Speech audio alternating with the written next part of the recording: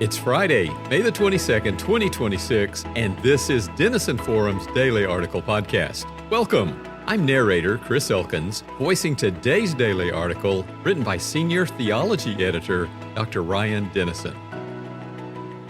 On Wednesday, the Justice Department announced that it was charging Raúl Castro, the 94-year-old former leader of Cuba, with murder and conspiracy to kill American citizens. The allegations stem from Castro's role in authorizing the Cuban military to shoot down two American planes operated by Brothers to the Rescue in 1996. Brothers to the Rescue was a group that helped fleeing Cubans find their way to the United States and also routinely dropped anti-regime pamphlets across the island nation's border. The group had a long history with the Cuban government, and the indictment against Castro claims that the regime planted spies within Brothers to the Rescue who relayed the group's flight plans. They were purportedly told not to fly with the group in the days prior to the attack, indicating that the government's decision to shoot down those planes was premeditated.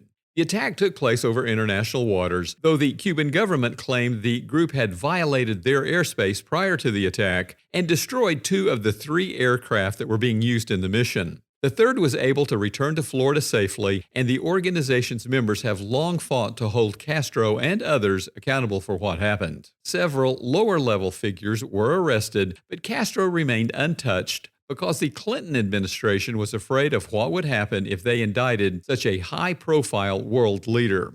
The fact that they had no clear way to extradite the Cuban leader against his will also played a role in their decision. Unfortunately for Castro, however, that no longer appears to be the case. When United States Acting Attorney General Todd Blanche spoke to the media about the indictment, he quipped that, quote, "There was a warrant issued for his arrest. So we expect that he will show up here by his own will or another way," end quote. And it's not hard to guess what that other way might entail. That the U.S. would look to bring charges against Castro 30 years after the initial attacks on the American planes feels awfully similar to the way they charged former Venezuelan President Nicolas Maduro in order to create a reason to go in and capture him.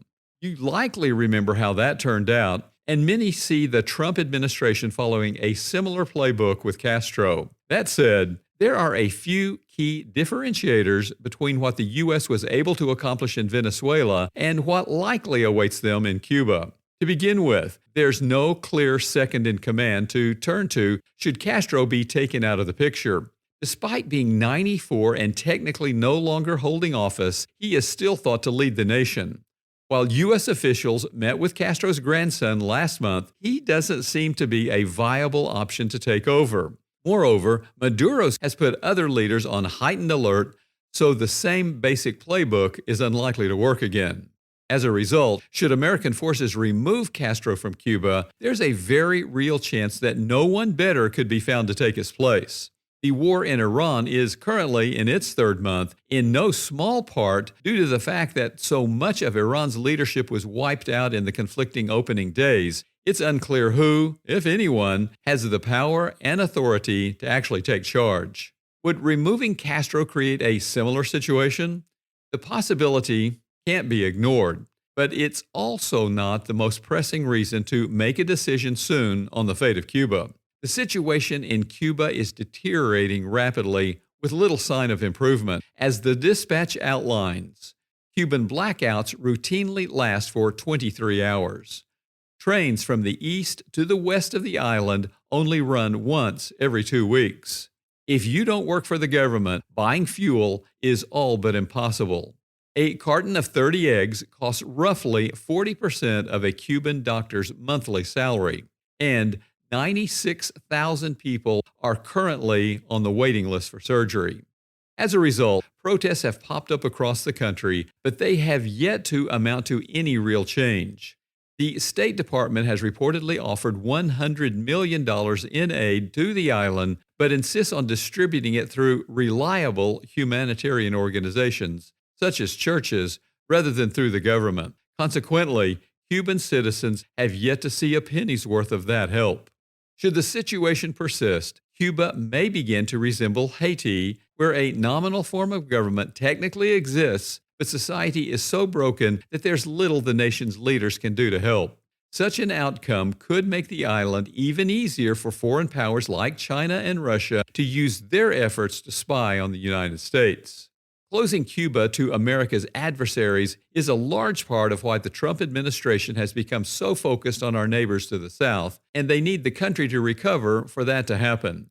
Removing Castro from the equation could help, but only if there's a clear, actionable plan for what to do next. They were able to carry out such a plan for Venezuela, and the early results are promising. They were not in Iran, and the situation there is looking worse by the day as a result.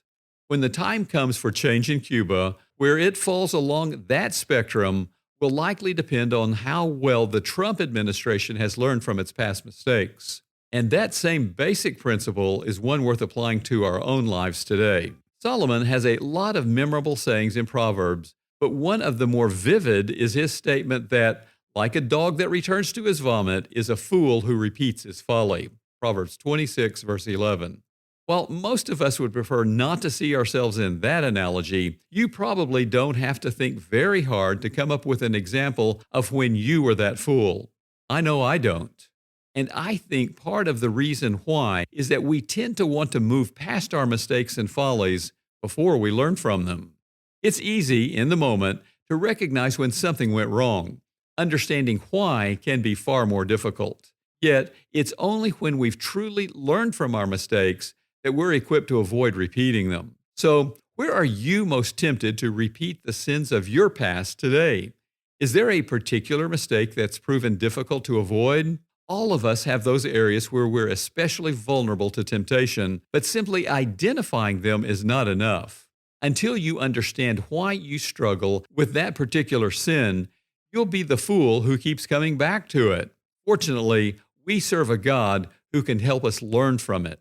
So, the next time you're asking God to forgive your sins, take the time to also ask Him to help you learn why you committed them in the first place. And if that conversation reveals an area of weakness or vulnerability, seek the help and accountability you need to learn from your own mistakes. My prayer is that President Trump and the people around him have taken the time to learn those lessons when it comes to pushing for regime change in foreign lands.